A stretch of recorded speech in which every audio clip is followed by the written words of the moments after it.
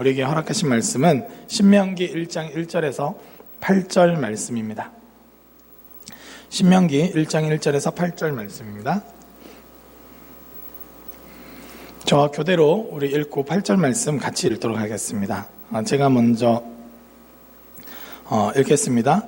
이는 모세가 요단 저쪽 숲 맞은편에 아라바 광야 곧 바람과 도벨과 라반과 하세롯과 디사합 사이에 이스라엘 무리에게 선포한 말씀이니라. 호렙산에서 세일산을 지나 가데스 바네아까지 10하루길이었더라. 40째 해 11째 달 그달 첫째 날에 모세가 이스라엘 자손에게 여호와께서 그들을 위하여 자기에게 주신 명령을 다 알렸으나 그때는 모세가 헤스본에 거주하는 아모리 왕 시온을 쳐 죽이고 에드레이에서 아스라돗에서 거주하는 바산 옥을 쳐 죽인 후라. 모세가 요단 저쪽 모압 땅에서 이 율법을 설명하기 시작하였더라. 일렀으되 우리 하나님 여호와께서 호렙산에서 우리에게 말씀하여 이르시기를 너희가 이 산에 거주한 지 오래니 방향을 돌려 행진하여 아모리 족속의 산지로 가고 그 근방 곳곳으로 가고 아라바와 산지와 평지와 네겝과 해변과 가나안 족속의 땅과 레바논과 큰 강 유브라데까지 가라. 함께 읽겠습니다. 내가 너희의 조상 아브라함과 이삭과 야곱에게 맹세하여 그들과 그들의 후손에게 주리라 한 땅이 너희 앞에 있으니 들어가서 그 땅을 차지할지니라. 아멘. 아멘. 아시다시피 이 신명기 말씀은 광야 2세대에게 허락한 말씀입니다. 광야 2세대라고 하면 광야 1세대가 누구냐? 그러면 이제 출애굽할 때 당시에 20세 이상의 사람들이 광야 1세대인데요. 그래서 애굽의 고통과 어려움을 겪으면서 하나님께 부르짖어서 하나님의 해방, 하나님께서 구원하심, 하나님께서 자유케 하심을 경험한 세대, 그리고 특별히 시내산에 가서 하나님의 현현을 보면서 구름 한가운데로 임하셔서 말씀하시고 또 온 땅을 진동케 하시며 임재하셔서 말씀을 허락하신 그 하나님 체험이 있는 세대가 광야 1세대입니다. 그런데 그 1세대들이 불순종으로 말미암아서 다 죽고 나서 그리고 나서 이 출애굽할 당시에 20세 이하거나 광야에서 태어난 많은 사람들이 있었는데 그 세대를 가리켜서 광야 2세대다 이렇게 말합니다. 이 광야 2세대가 또 믿음으로 잘 순종하고 또 특별히 시내산에 말씀이 부여되는 그 경험이 없기 때문에 하나님의 종 모세가 특별히 긴 설교, 제가 그 긴 설교를 할 때마다 위로를 받는 본문이 신명기인데요. 저보다 훨씬 길더라고요. 그래서 여러분을 비난하려면 모세를 먼저 비난하시고 저를 비난하시기 바랍니다. 그래서 긴 설교, 굉장히 긴 설교죠. 아마 성경에 나와 있는 것 중에 가장 긴 설교라고 생각합니다. 우리 예수님께서도 산상수훈, 이 마태복음 5, 6, 7장 정도밖에 안 하셨는데 굉장히 긴 설교를 이 모세가 하게 됩니다.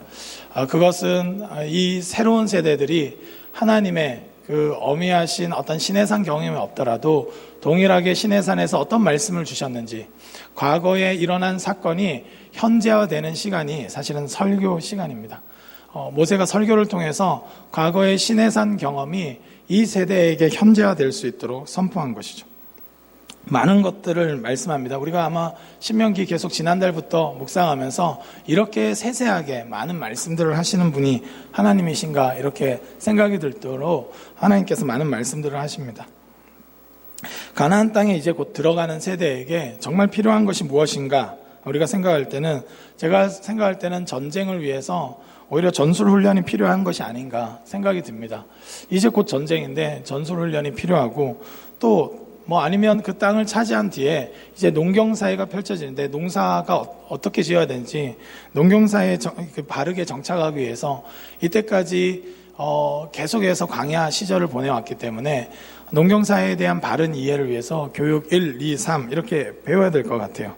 또는 집이 생기고 나면 집을 꾸미는 방법들, 여러분 그 벽지는 어떻게 골라야 되고 또 장판은 요즘 유행하는 장판이 뭔가 이런 것 좀 배워갖고 좀 이렇게 집을 잘 꾸미는 것들을 좀 연구하고 배워야 될 것 같은데, 그들 앞에 주어진 것은 하나님께서 역사하셔서 이스라엘을 구원하시고 하나님께로 나아가는 길들이 무엇인지 다시 한번 하나님의 말씀이 선포되는데, 하나님의 말씀으로 겸비되고 훈련될 것을 말씀하고 있습니다.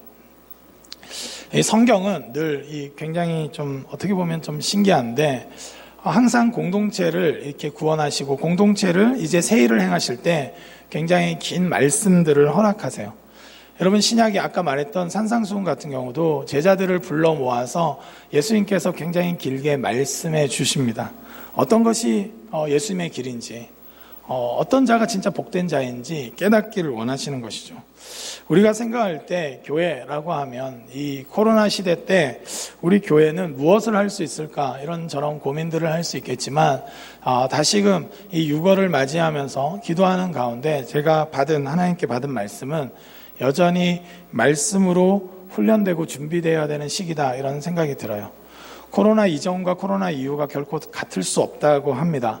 여러분, 그래서 코로나에서 살아남는 법, 코로나를 어떻게 이후에 예측하고 어떻게 우리는 좀 나아가야 될 것인가, 여러분 그런 것들에 대해서 배우는 것도 굉장히 의미 있는 일이다, 이렇게 생각이 듭니다. 그럼에도 불구하고 하나님은 우리로 하여금 그 시대에도 하나님의 백성들을 세워나가는데 하나님의 말씀이 필요하다는 걸 아시고 제2세대들에게 하나님의 말씀을 길게, 그리고 과거의 역사를 추억하면서 불순종했던 1세대와 다르게 새롭게 나아갈 수 있도록 2세대들로 하여금 훈련하고 준비하면서 하나님의 말씀을 허락하셨다는 것입니다. 여러분, 우리는 온통 우리의 그 심령이 사실은 이런 큰 사건을 겪고 나면 사실은 굉장히 어려워져요. 내가 생각했던 길대로 그냥 가는 것들이 과연 가능한가 하는 두려움도 있고, 그리고 이 세대의 최신 트렌드에 대해서 많은 관심을 갖게 됩니다. 그리고 코로나 이후에 여러 가지 대담들을 통해서 어떻게 나아가야 될 것인가 고민하게 되어 있어요. 여러분, 이 고민은 건강한 고민이라고 생각합니다. 아마 이스라엘 백성들도 이제 가나안 땅을 차지하는 것에 대한 많은 고민들, 그리고 그동안 정탐이나 여러 가지 것들을 통해서 얻어온 정보들이 굉장히 중요했던 것 같습니다. 그럼에도 불구하고 우리 이 시대를 살아가는 데 있어서는 여전히 하나님의 말씀이 필요하다는 거예요. 여러분, 교회는 하나님의 말씀의 공동체입니다. 오늘 제목과 같이 교회는 다른 것으로 시작하는 것이 아니라 말씀에 의해서 시작되는 거예요. 제1세대들, 광야 1세대들도 애굽의 선진 기술을 잘 알기 때문에 가나안 땅 가서 너희는 굉장히 잘할 거야, 그런 걸 격려받은 것이 아니라, 그들의 기술이나 그들의 기능이 아니라 오히려 하나님의 말씀 앞에 시내산 경험을 통해서 하나님의 백성으로 빚어지는 시간을 통해서 하나님은 가나안 땅을 차지하기를 원하셨다는 것입니다. 우리 교회에 정말 필요한 것은 무엇인가? 이 코로나 사태를 통해서 이 신천지 이 여러 가지 일들을 보고, 이때까지 교회가 사실 신천지가 계속해서 성장하고 있고 신천지에 많은 사람들이 정말 넘어가는데도 불구하고 말씀 교육을 다시 해야 된다, 교리 교육이 필요하다, 이단 예방 교육이 필요하다, 말은 많이 하는데 실제로 교회 안에서는 무엇이 일어나고 있는가 한번 고민해 볼 필요가 있다는 것입니다. 제가 어린 시절에 교회 성장론이 굉장히 많이 나왔어요. 그래서 교회가 어떻게 성장하는가, 그래서 이제 부흥 이렇게 하면 교회 성장 몇 명 왔는가, 오늘도 제 눈은 누가 왔는가 보다 몇 명이 왔는가, 이것이 굉장히 더 중요하다고 여겼던 시대가 있습니다. 물론 그때도 하나님 나라에 대한 언급이 있었고 하나님께서 온전한 회복의 역사를 이루시기를 간구한 건 사실입니다. 그럼에도 불구하고 대다수의 이슈는 어떤 하나님의 말씀 앞에서 우리가 빚어지는 시간들이기보다는 교회 성장을 위해서 전략을 짜고 행정 조직을 짜고 어떻게 하면 잘 될 것인가, 그래서 많은 집회들과 이벤트들을 기획하는데 열중했던 것이 사실인 것 같습니다. 그 기획이나 집회가 불필요했다거나 그렇다고 생각하지 않아요. 그럼에도 불구하고 하나님의 백성들로 빚어지는 것은 하나님의 말씀이 실제적으로 우리 삶 가운데 들어가는 것이 훨씬 더 중요한 문제인 것 같습니다. 우리는 이때까지 신앙생활하면서 하나님의 말씀, 하나님의 뜻을 얼만큼 바르게 이해하고 있는가, 우리 자신에게 좀 자문할 필요가 있다는 것입니다. 하나님의 백성은, 교회는 하나님의 말씀으로 빚어지는 공간인데 우리는 과연 어떻게 빚어지고 있는가, 이것이 중요합니다. 하나님은 교회를 형성하시면서 특별히 이 광야 시절 때도 마찬가지고 이스라엘 형성하면서도 하나님의 말씀이 가장 우선순위에 있다는 것을 말씀하셨습니다. 그리고 어렵고 힘든 순간들마다 계속 하나님은 하나님의 말씀을 통해서 시작했어요. 여러분, 우리 종교개혁 사실은 500주년이 얼마 전에 지나갔는데 종교개혁 500주년 때에도 마찬가지로 그것을 세레머니를 하고 기념하는 것들도 굉장히 중요하겠지만 실제적으로 그런 사건이 일어나기 위해서는 저는 굉장히 진중한 하나님 말씀의 운동이 일어나야 된다고 생각합니다. 저는 어린 아이들조차도 하나님의 말씀을 논할 수 있고, 저는 온지 얼마 안 됐는데 한 4달 후면 하나님의 말씀에 대해서 토론하고 같이 알아가고 하나님의 뜻이 무엇인가, 이 시대에 시대적인 어떤 분석들을 잘 해낼 뿐만 아니라 그 시대에 합당하게 하나님의 말씀을 풀어내는 일들이 우리 가운데 필요한 것 같아요. 어려운 시점마다 사실은 하나님의 말씀은 정말 살아있었고 운동력이 있어서 실제로 삶을 변혁했습니다. 우리가 지난주에도 나눴던 것 같이 그러나 노아는 은혜를 입었더라. 이것은 무엇일까요? 하나님의 눈에 들었다는 거예요. 하나님의 눈에 들었을 뿐만 아니라 하나님이 귀히 보시는 그에게 하나님의 말씀들, 사명들이 부어졌다는 것입니다. 저는 우리 가운데 엄습해 오는 두려움들은 어떨 때 없어지는가? 좋은 전략을 짜거나 인생의 여러 가지 이렇게 계획을 또는 버킷리스트를 잘 작성하는 것도 중요하지만 먼저는 우리 안에 하나님의 말씀으로 가득 차는 일들이 먼저 필요한 것 같습니다. 광야 2세대에게만 유효했던 것이 아니라 사실은 이 유다 땅에서도 어렵고 힘든 순간마다 하나님의 말씀은 계속해서 끊임없이 변혁을 일으켜요. 우리 역대하 34장 14절 말씀을 함께 보도록 하겠습니다. 함께 말씀을 읽도록 하겠습니다. 시작.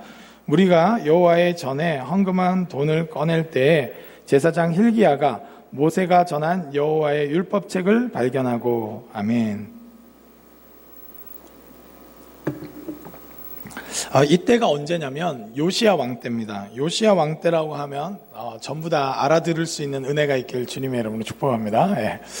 요시야 왕 때예요. 8살의 왕이 된 왕입니다. 그의 아버지는 아몬이고 그의 할아버지는 므낫세인데 남유다 역사상 가장 악독하고 음란하고 폭력적이고 억압적인 왕이었어요.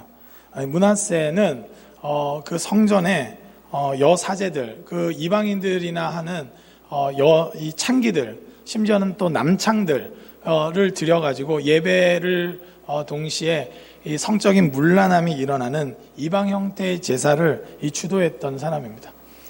안준이 폭정을 저질렀어요. 하나님 경외함도 없고 하나님 사랑함도 없고 하나님에 대한 두려움도 없이 살았던 사람이 므낫세 왕입니다. 그리고 나서 아몬은 좀 다르길 바랬는데 전혀 다른 방식으로 이 다른 길로 간 것이 아니라 아버지 므낫세를 우습게 여길 정도로 굉장히 더 악독한 일을 저지릅니다. 굉장히 최악의 정치적 영적 상황이었어요. 그때 8살짜리 요시야 왕이 된 겁니다. 왕이 돼서 이렇게 저렇게 좀 개혁의 일들을 일으키다가 성전을 회복하는 일들을 합니다. 성전 수리와 여러 가지 것들을 좀 회복하는 일들 가운데 hil기야라는 대제사장이 이 율법책을 하나 발견해요. 율법책을 발견했는데 많은 학자들이, 여러분 이전에 사실은 고대 많은 교부들을 비롯해 가지고 많은 학자들이 이 책은 신명기라고 봐요. 신명기의 책을 발견합니다.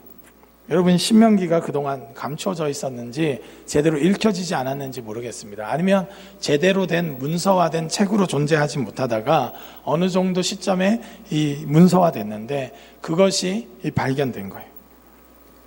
요시야 왕의 종교개혁, 요시야 왕은 그 이후로 이스라엘의 마지막, 아마 요시야 왕 때문에 남유다가 그나마 빨리 멸망하지 않았다 이렇게 보는 많은 학자들이 있습니다. 요시야 왕이 다시 한번 개혁을 일으켜요.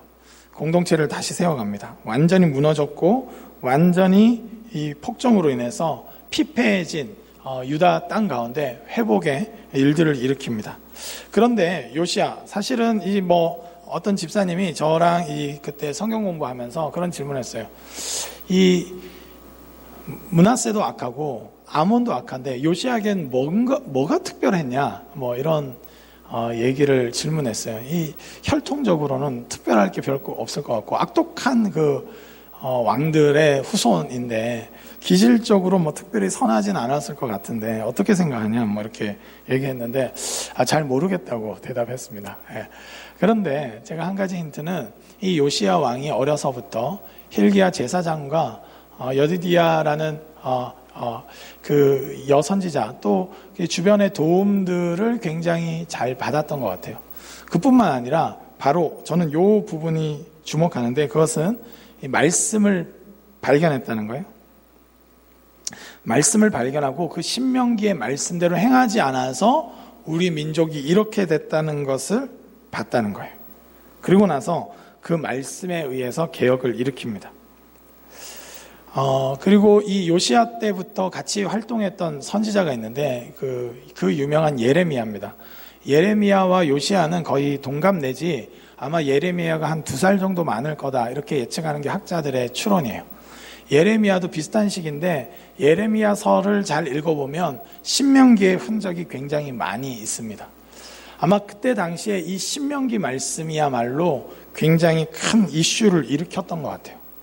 저는 아몬과 므낫세와 다른 점이 뭔가 이렇게 말한다면 요시야가 말씀에 붙들린 사람이라고 생각됩니다.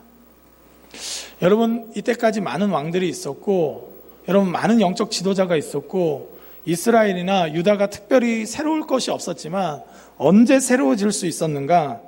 그것은 하나님의 말씀으로 흥왕케 될 때였어요. 여러분 우리 어게인 1907을 기억할까요? 찬양하진 않겠습니다. 여러분 기대하는 눈빛을 보내지 마세요. 굉장히 힘듭니다. 어게인 1907 부르고 싶은 그런 생각이 잠깐 들었지만 참겠습니다. 이 땅의 부흥이요. 어게인. 하나님께서 다시 이 땅의 부흥을 일으켜달라고 그렇게 간절히 기도했어요. 여러분 그 집회는 굉장히 저는 성공적이었다고 생각합니다. 혹자는 김은성 목사님 전에 부흥에 와서 실패한 거다 이렇게 했는데 저는 성공했다고 생각해요. 그러나 그 이유가 중요해요. 그 말씀이 각 심령에 새겨지고 예레미야와 같이 요시야와 같이 그 말씀에 의해서 살아가는 삶, 그 말씀에 의해서 정치하고 그 말씀에 의해서 설교하고 그 말씀에 같이 붙들려 있는 구체적인 한 개인이 없이는 개혁은 성공할 수 없는 것입니다. 이것이 참 중요한 것입니다. 우리가 큐티하고 여러분 정말로 이 1907년도의 부흥을 정말로 사모한다면 저는 그때처럼 이 가난한 심령으로 하나님의 말씀에 붙들려야 된다고 생각합니다. 여러분 교회의 역사를 살펴봤을 때 늘 그래요. 여러분 우리는 이론적으로는 압니다. 말씀이 흥황할 때 부흥했다는 걸 알아요.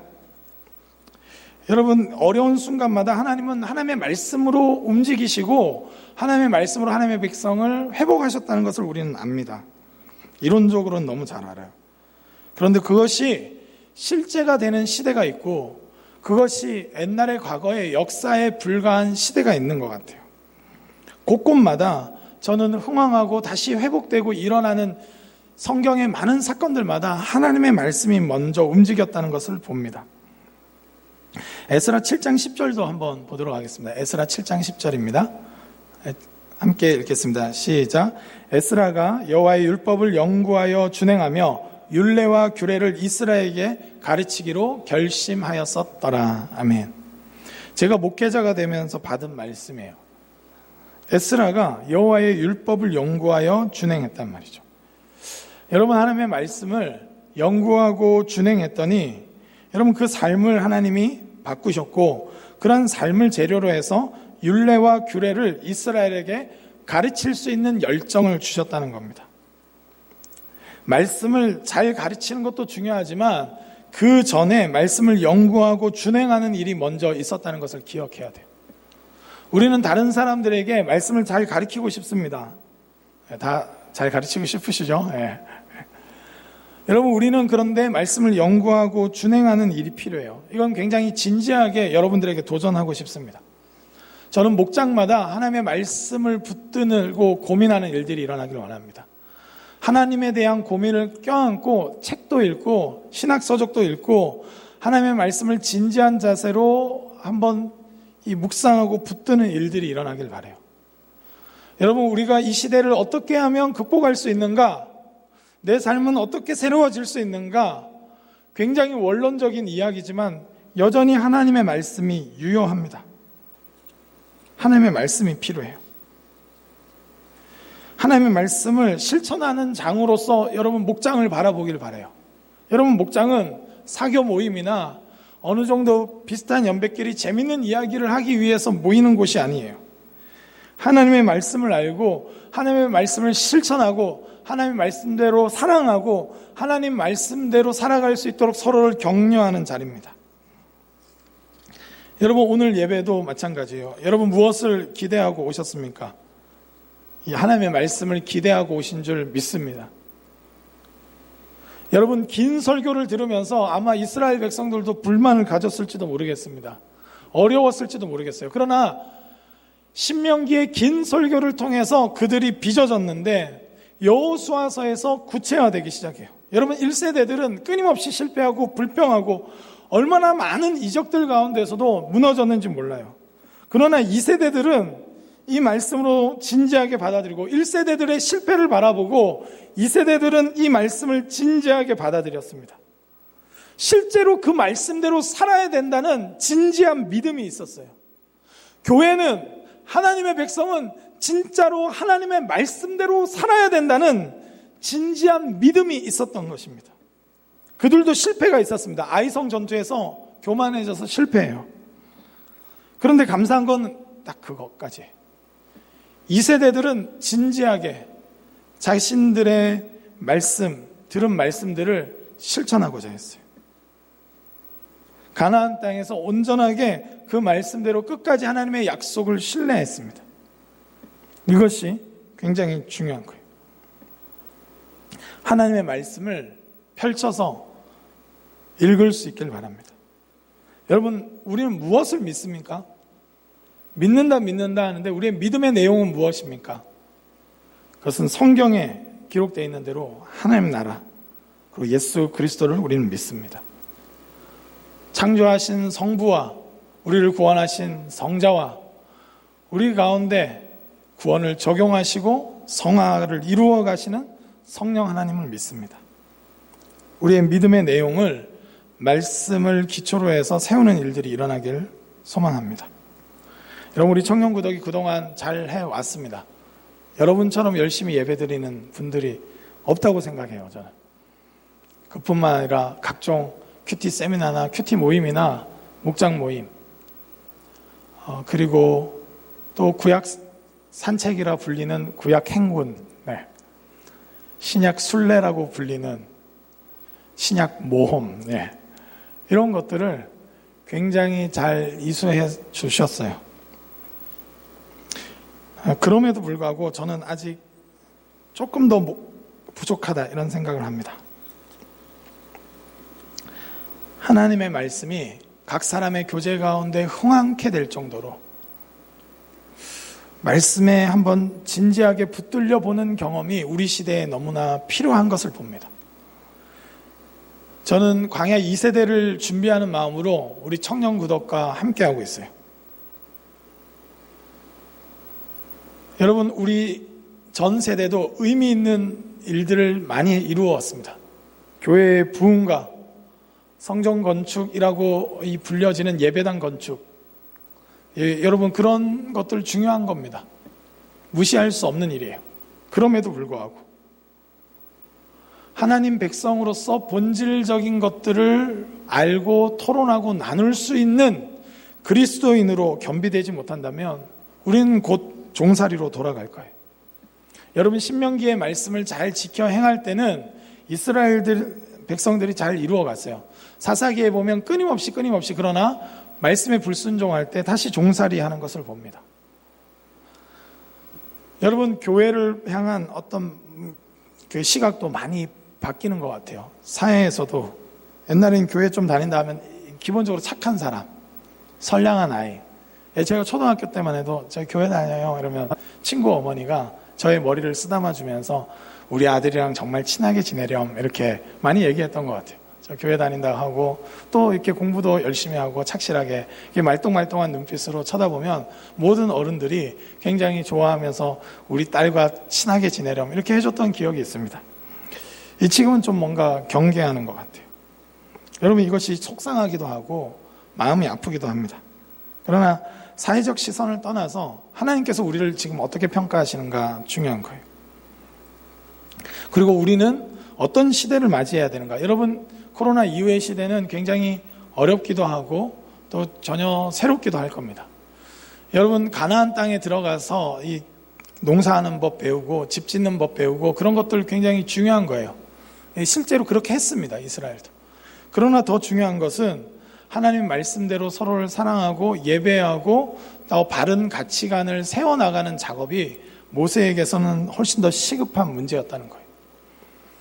여러분, 우리가 사회적 이슈, 정치 이슈 여러 가지 것들이 있습니다. 여러분, 그런데 더 중요한 것은 하나님의 말씀이라고 저는 생각합니다. 여러분, 요즘 교회를 보면 이데올로기가 이 말씀 위에 있는 것 같은 느낌을 받을 때가 있어요. 이 정치적인 성향이 좌냐 우냐에 따라서 이 사람은 진보적인 사람이냐 아니면 이 사람이야말로 보수적인 참된 크리스찬이라고 떠들어대는 말들이 참 많아요. 여러분, 이거 자체가 이미 저는 이데올로기의 말씀이 오히려 못 미치고 있다 그렇게 생각해요. 여러분, 이데올로기를 바라볼 때 어떠한 정치적인 이슈를 바라볼 때 그런 정치적 이슈조차도 하나님의 말씀에 입각해서 이것이 옳은가 그른가 어떤 부분은 좋지만 어떤 부분은 좋지 않은가 얘기할 수 있어야 되는데 그게 아니라 이 교회는 진보적이냐 안 진보적이냐 이 교회는 보수층을 지지하냐 아니냐가 교회를 보는 잣대가 돼 있어요. 여러분, 물론 하나님의 말씀에 잘 순종하고 하나님의 말씀을 시대적으로 잘 진지하게 바라본다면 어떤 정치적 현안에 대해서는 이런 제도와 이런 이슈들을 잘 지지해야 된다고 생각합니다. 그러나 중요한 것은 우리가 하나님의 말씀으로서 먼저 겸비되고 하나님의 말씀이 무엇이기 때문에 어떤 정치적인 정책을 지지하기 때문에 내가 이 정당을 지지하는 것과 그냥 사회적 이슈의 하나로 그리고 진보적인 어떤 사람으로 비춰지기 위해서 또는 보수적인 또 나는 기독교인으로서 보수를 마땅히 지지해야 된다는 어른들의 말들 때문에 그렇게 지지한다면 그것은 옳지 않은 것입니다. 그것을 넘어서서 저는 하나님의 말씀이 우리 가운데 더 내면화되고 더 위에 올라와야 된다고 생각해요. 하나님의 말씀에 순종하는 공동체. 교회는 이념 공동체가 아니라 하나님의 말씀의 공동체이기 때문입니다. 여러분, 그렇기 때문에 하나님의 말씀의 공동체로서 우리는 나아가야 합니다. 사도행전 2장 36절에서 38절 말씀을 보겠습니다. 제가 읽겠습니다. 그런즉 이스라엘 온 집은 확실히 알지니 너희가 십자가에 못 박은 이 예수를 하나님이 주와 그리스도가 되게 하셨느니라 하니라. 그들이 이 말을 듣고 말씀에 찔려 베드로와 다른 사도들에게 물어 이르되 형제들아 우리가 어찌할꼬 하거늘 베드로가 이르되 너희가 회개하여 각각 예수 그리스도의 이름으로 세례를 받고 죄 사함을 받으라. 그리하면 성령의 선물을 받으리니. 아멘. 여러분, 우리가 초대교회의 부흥을 볼 때 놓치는 것이 뭐가 있냐면 사도들의 가르침을 받아서 교제하고 떡을 떼고 또 자기 재산과 소유를 각 사람의 필요에 따라 나눠주고 말씀을 같이 해서 성전에 모이고 하는 많은 일들이 일어나는데 그것은 현상인데 그 전에 베드로의 긴 설교가 또 있었다는 거예요. 하나님의 말씀이 먼저 있고 공동체가 세워졌다는 것입니다. 여러분, 이것이 성경이 끊임없이 말하는 겁니다. 여러분, 정말로 교회를 바르게 세우고 싶으십니까? 우리 교회 이래서는 안 되겠다 이런 생각이 드세요? 한국 교회 이대로는 안 된다 하는 그 울분이 있으십니까? 여러분, 저는 그렇다면 여러 가지 제도적인 것, 정책적인 것 다루어야 합니다. 그러나 그 전에 먼저는 하나님의 말씀을 깊이 깨닫고 아는 일들에 힘쓸 수 있길 주님의 이름으로 축복합니다.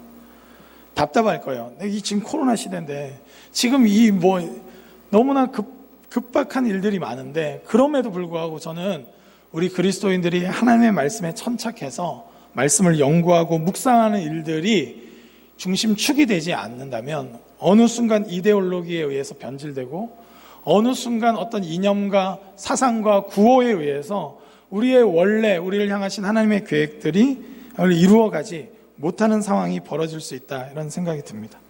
여러분, 초대교회의 많은 그런 일들은, 그런 놀라운 현상들은 이 말씀, 십자가의 예수 그리스도를 증거했을 때 일어났던 사건이란 것입니다.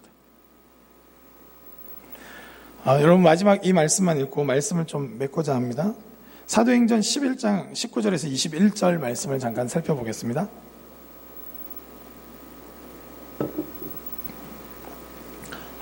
사도행전 11장 19절에서 21절. 이거는 제가 안 보냈나요? 네, 제가 읽겠습니다. 함께 읽겠습니다. 시작.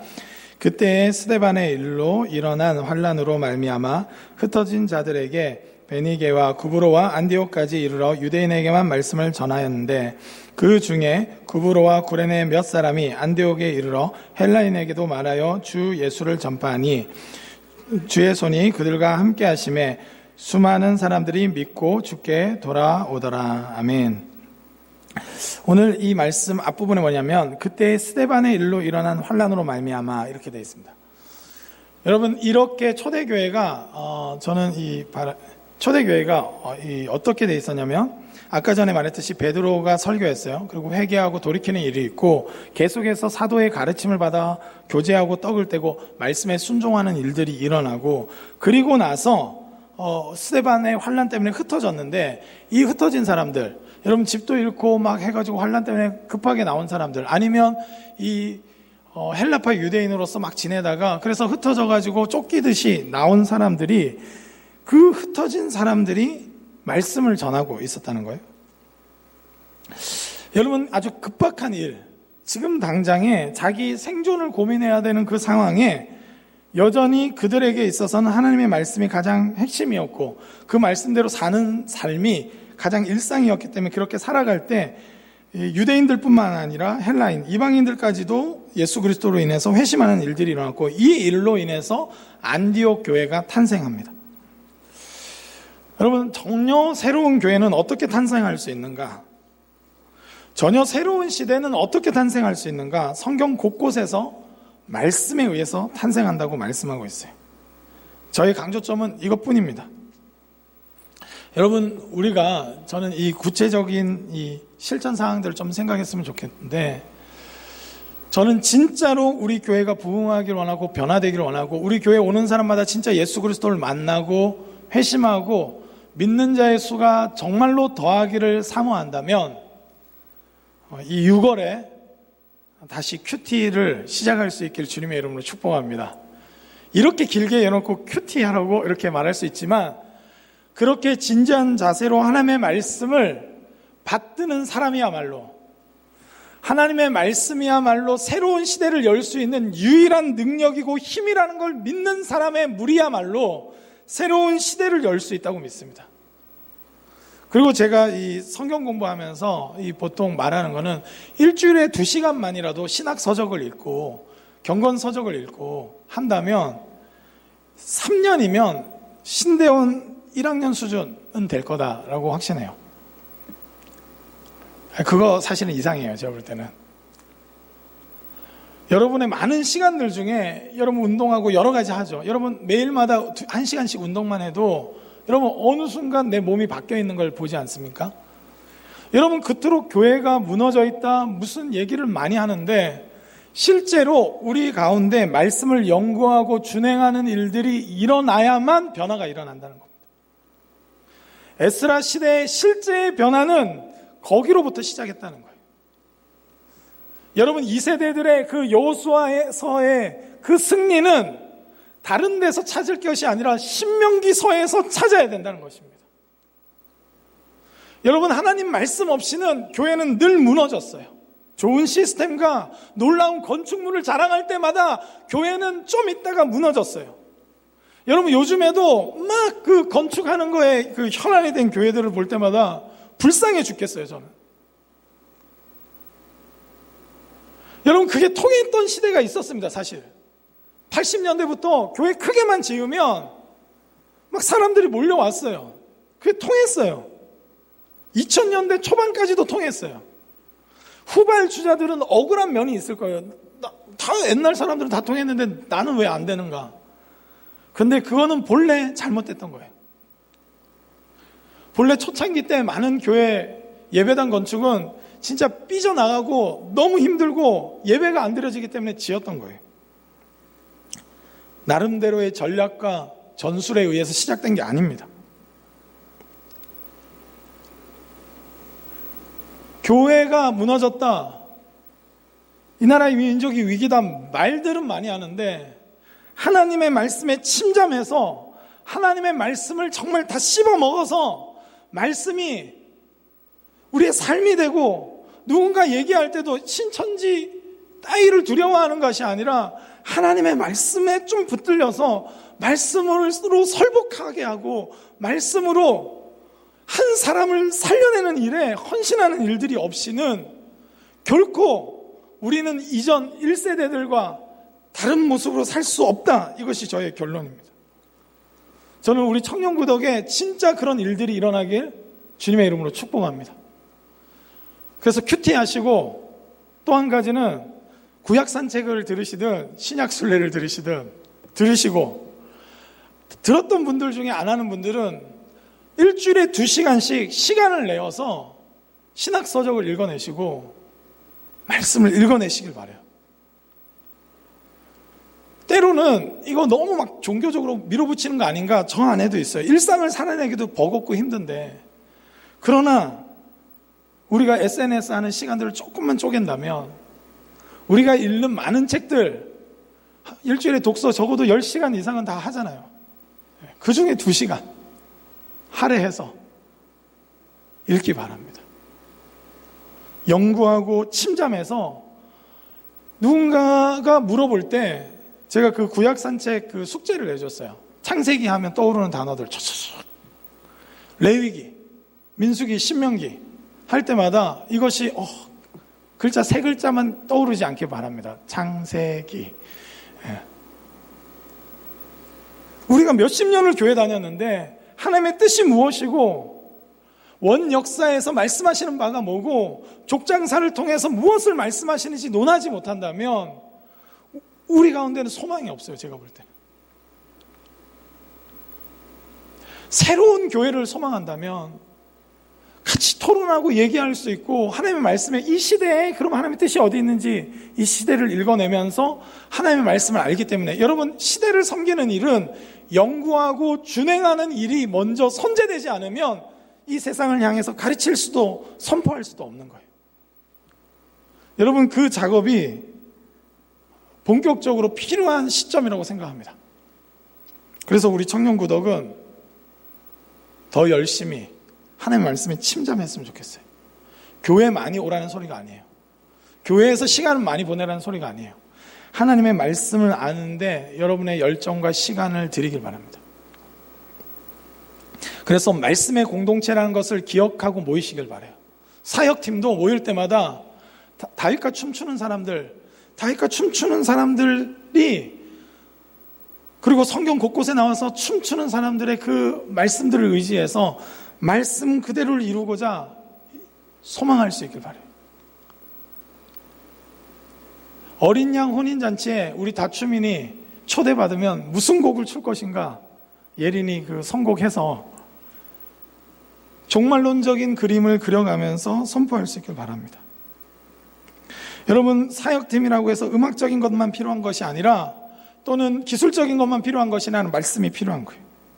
목장에서 많은 교제를 나누되 사랑하고 실천하는 장으로서 나아가기 바랍니다. 말씀에 대한 강조가 사그라들 때 교회는 타락하게 돼 있어요. 여러분, 이 신혼부부들도 계신데 날마다 말씀을 묵상하며 말씀을 부부끼리 말씀으로 교제하시길 주님의 이름으로 축복합니다. 우리 아기가 나중에 태어나면 제일 먼저 이렇게 태초에 이렇게 제일 먼저 하는 단어가 태초에 또는 아멘 이렇게 엄마 아빠로 시작하지 않고 그렇게 시작되기를 축복합니다.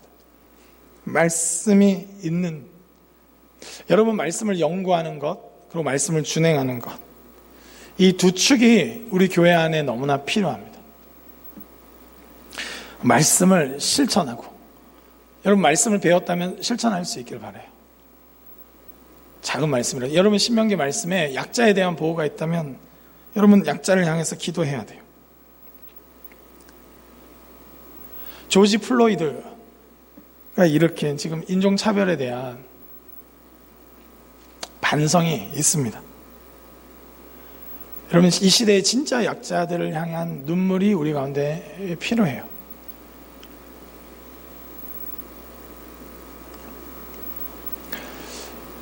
하나님이 만드신 세계가 이렇게 어그러져 있고 이렇게 무너져 있는데 자기 생존만을 위해서 기술 연마하고 성적 관리하고 그렇게 해서 취업 전선에 들어가면, 여러분 그 일도 너무나 중요하지만 그걸로만 살면 우리는 이 시대, 이 세대와 다른 삶을 결코 살 수 없습니다. 하나님은 늘 하나님의 말씀을 통해서 교회를 세우셨어요. 교회를 일으키시고 교회를 부흥케 하셨습니다.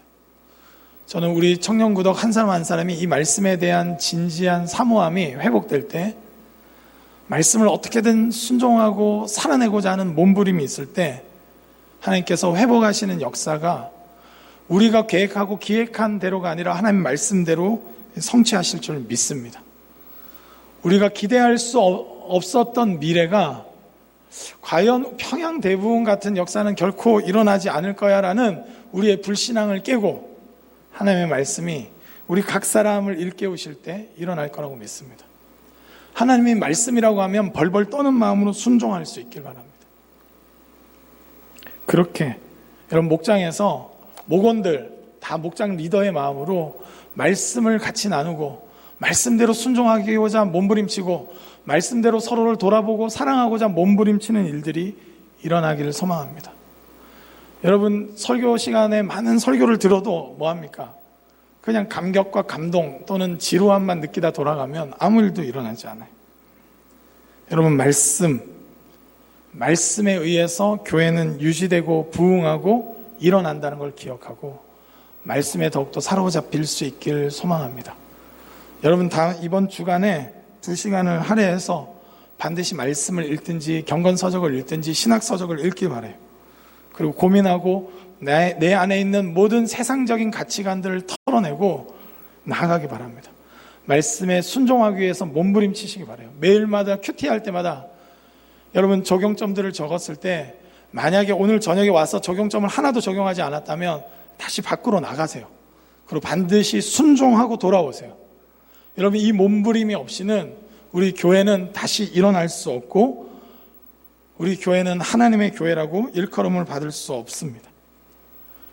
여러분 이 치열함이 회복될 때 교회는 흥황케 되고 믿는 자의 수가 더해질 수 있는 것입니다. 저는 바라기는 이 말씀에 대한 집착, 이 집요함, 이 집중함이 우리 교회를 살리느냐 아니면 전 세대들이 저질러왔던 비슷한 형태로 또 돌아가느냐, 여러분 이 갈림길에 있다고 생각합니다.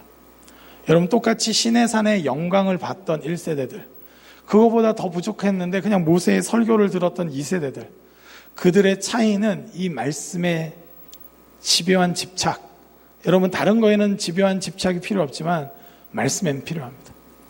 집중하는 이 끊임없는 마음, 이것이 우리 가운데 회복될 수 있길 주님의 이름으로 축복합니다. 우리 시간 함께 찬양하며 나아가도록 하겠습니다.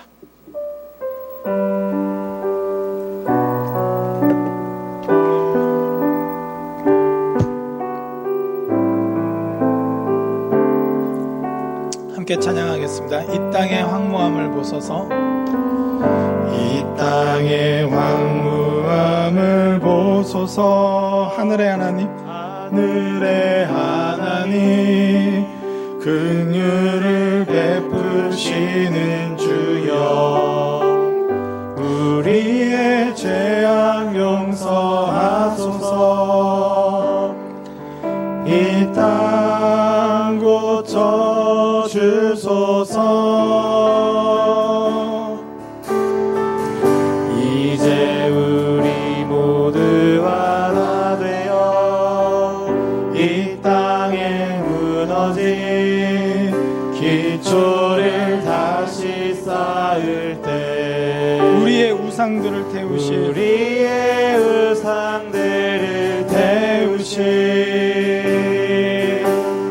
성령의 불 임하소서. 의의 불길 타오르게 하소서. 진리의 말씀 이 땅 새롭게 하소서. 은혜의 강물을 흐르게 하소서. 성령의 바람 이제 불어와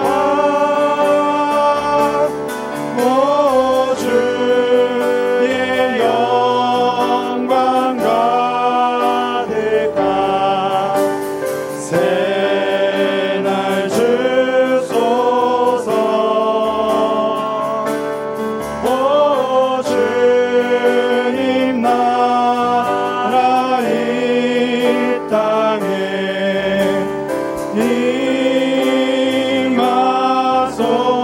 임하소서. 우리 시간 한번 기도했으면 좋겠습니다.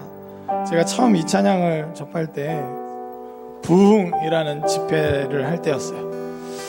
저는 그 집회가 잘 이루어지길 바랬고 하나님의 그 놀라운 부흥이 일어나기를 바랬습니다.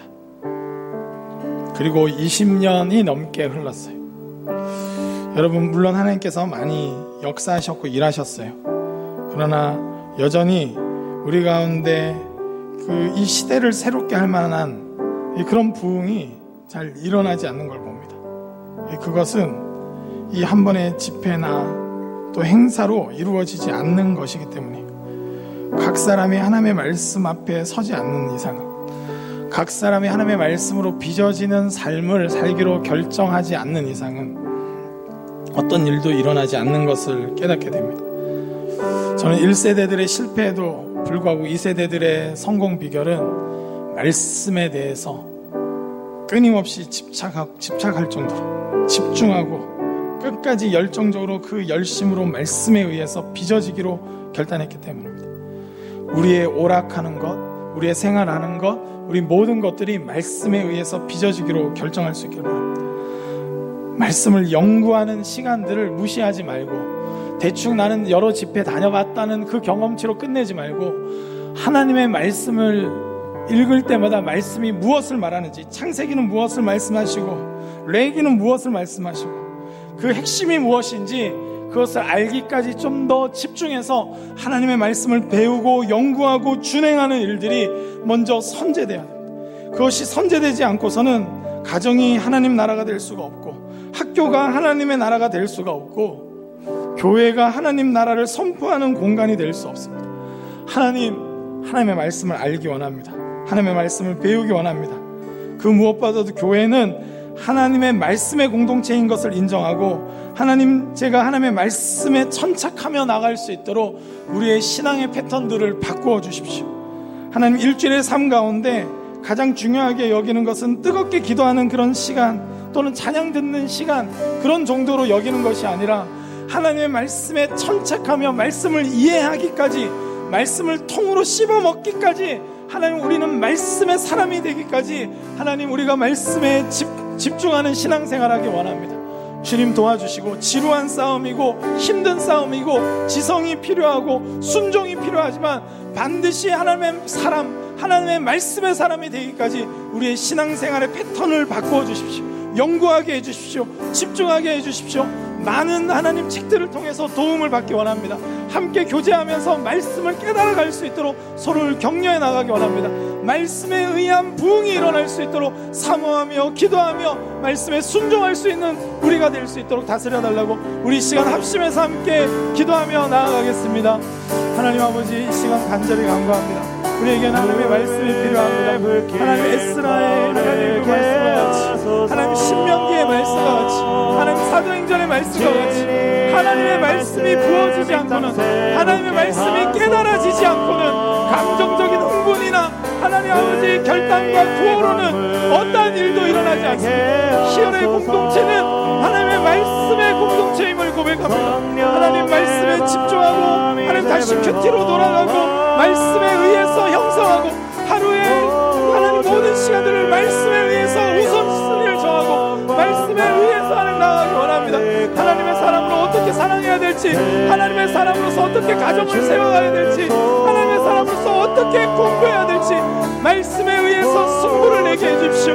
하나님, 나의 우울감과 여러가지 어려움들도 말씀에 의해서 해결을 받기를 원합니다. 주님 도와주시옵소서. 우리의 인생의 계획과 모든 것들 하나님의 말씀에 의해서 하나님 나아갈 수 있도록 도와주시고, 성령님 도와주시고 하나님 말씀에 의해서 형성될 수 있기 원합니다. 하나님, 우리가 나아가서 가정과 하나님 이 사회와 하나님 이 학교와 모든 것 바꿔나가기 원합니다. 말씀으로 하나님 우리를 훈련시켜주시고 준비시켜 주시기 원합니다. 성령님 도와주시옵소서. 이 세상을 바꿀 수 있다는 믿음 하나님 종일 바라보게 하시고 주의 성령님 도와주옵시고 아버지같이 하여 주시옵소서. 우리 이 시간 한번